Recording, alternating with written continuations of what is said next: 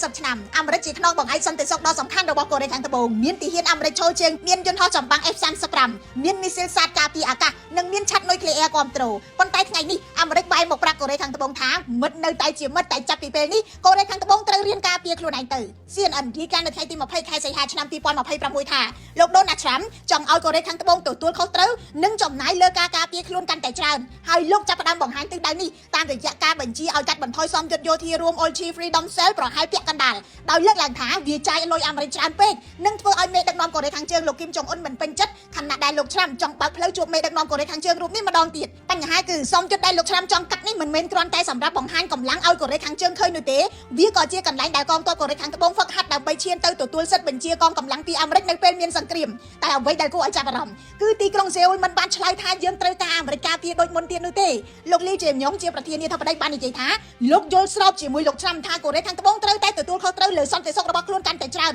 និងបង្កើនការចំណាយលើការពារជាតិដល់ទៅ3កណ្ដាលសញ្ញា 5% នៃផលិតផលក្នុងស្រុកសរុបលោកថែមទាំងអះអាងថាបើមើលពីអាវុធនិងកម្លាំងយោធាកូរ៉េខាងត្បូងសប្តាហ៍ថ្ងៃមានសមត្ថភាពការពារខ្លួនស្ថិតនៅក្នុងចំណោមប្រទេសកំពូលរបស់ពិភពលោកដូចទៅហើយហើយដល់អ្វីទីក្រុងសេអ៊ុលហ៊ាននិយាយបែបនេះទាំងខ្លួនធ្លាប់ពឹងអាមេរិកយ៉ាងជ្រៅចម្លើយគឺកូរ៉េខាងត្បូងបានត្រៀមខ្លួនសម្រាប់ថ្ងៃនេះអស់ជាច្រើនទសវត្សរ៍មកហើយពិតមែនហើយអាមេរិកបានជួយការពារកូរ៉េខាងត្បូងតាំងពីសង្គ្រាមកូរ៉េឆ្នាំ1950ក្រោយសង្គ្រាមប្រទេសទាំងពីរចុះសន្ធិសញ្ញាការពារគ្នានៅឆ្នាំ